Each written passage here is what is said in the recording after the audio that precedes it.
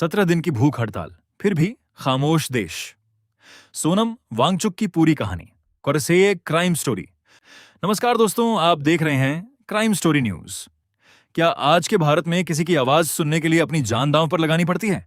एक ऐसा व्यक्ति जिसने लद्दाख में शिक्षा बदली, पानी की समस्या का समाधान खोजा, भारतीय सेना के लिए हाई एल्टीट्यूड टेंट बनाए और जिसकी सोच से प्रेरित होकर बॉलीवुड में एक मशहूर किरदार बनाया गया। आज वही शख्स दिल्ली के जंतर मंतर पर कई दिनों से भूख हड़ताल पर बैठा है। डॉक्टरों का कहना है कि उनका शरीर अब खतरे के स्तर पर पहुंच चुका है। वजन कई किलो कम हो चुका है, ब्लड शुगर और ब्लड प्रेशर सामान्य से नीचे जा चुके हैं। लेकिन सवाल है, आखिर वो अपनी जान जोखिम में डालकर क्या मांग रहे हैं? और सबसे बड़ा सवाल, क्या देश का युवा उनकी आवाज सुन रहा है या सब कुछ सोशल मीडिया के शोर में दब गया है? आज की इस रिपोर्ट में हम पूरे मामले को शुरुआत से आखिर तक समझेंगे। आखिर सोनम वांगचुक कौन है? 045 से 2। सोनम वांगचुक सिर्फ एक इंजीनियर नहीं है, वो एक इनोवेटर, शिक्षक और पर्यावरण प्रेमी है। उन्होंने लद्दाख के दूर दराज इलाकों में शिक्षा व्यवस्था को बेहतर बनाने के लिए वर्षों तक काम किया। उन्होंने बर्फ से बनने वाले आइस स्तूप जैसी तकनीक विकसित की, जिससे पानी की कमी वाले इलाकों में लोगों को राहत मिली। भारतीय सेना के लिए कठिन पहाड़ी इलाकों में इस्तेमाल होने वाले विशेष टेंट भी तैयार किए। उनके काम की वजह से उन्हें अंतर्राष्ट्रीय सम्मान भी मिला। लेकिन आज वही इंसान देश की राजधानी में भूख हड़ताल पर बैठा है। भाग 2। भूख हड़ताल क्यों? 2 बजे से 3:20। रिपोर्ट्स के अनुसार उनका कहना है कि देश की शिक्षा व्यवस्था में लगातार सामने आ रही गड़बड़ियों, युवाओं की समस्याओं और जवाबदेही के मुद्दों पर सरकार को गंभीरता से कदम उठाना चाहिए। पिछले कुछ वर्षों में कई प्रतियोगी परीक्षाओं में पेपर लीक और परीक्षा संबंधी विवादों की खबरें सामने आईं। इन घटनाओं से लाखों छात्रों का भविष्य प्रभावित हुआ। इसी मुद्दे पर जवाबदेही तय करने और सुधार की मांग को लेकर उन्होंने भूख हड़ताल शुरू की। उनका कहना है कि यह किसी राजनीतिक दल के लिए नहीं, बल्कि आने वाली पीढ़ियों के भविष्य के लिए संघर्ष है। भाग 3।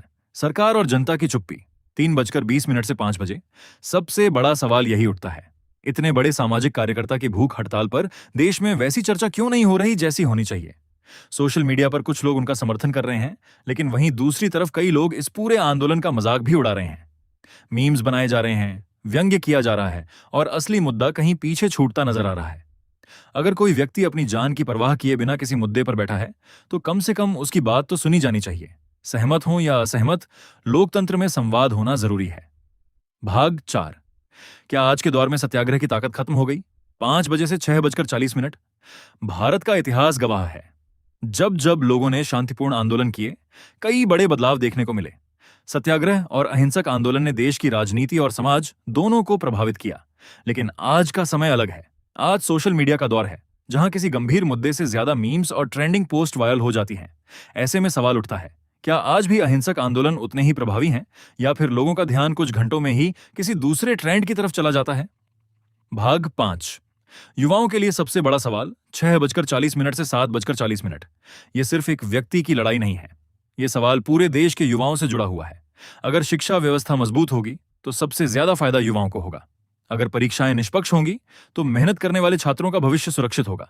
लेकिन अगर ऐसे मुद्दों पर समाज ही चुप हो जाए तो बदलाव की उम्मीद करना मुश्किल हो जाता है। आउटरो, 7:40 से 8:10। दोस्तों, हमारा उद्देश्य किसी राजनीतिक पक्ष का समर्थन या विरोध करना नहीं है। हम सिर्फ इतना कहना चाहते हैं कि लोकतंत्र में हर शांतिपूर्ण आवाज को सुना जाना चाहिए। आप सोनम वांगचुक की मांगों से सहमत हों या नहीं, लेकिन क्या आपको लगता है कि सरकार को उनसे बातचीत करनी चाहिए? क्या युवाओं को ऐसे मुद्दों पर अपनी राय रखनी चाहिए? अपनी सोच हमें कमेंट बॉक्स में जरूर बताइए। अगर आपको यह रिपोर्ट जानकारीपूर्ण लगी हो तो वीडियो को लाइक करें, अपने दोस्तों के साथ शेयर करें और क्राइम स्टोरी न्यूज चैनल को सब्सक्राइब करना बिल्कुल न भूलें। मैं मिलता हूं अगली बड़ी और सच्ची खबर के साथ। जय हिंद।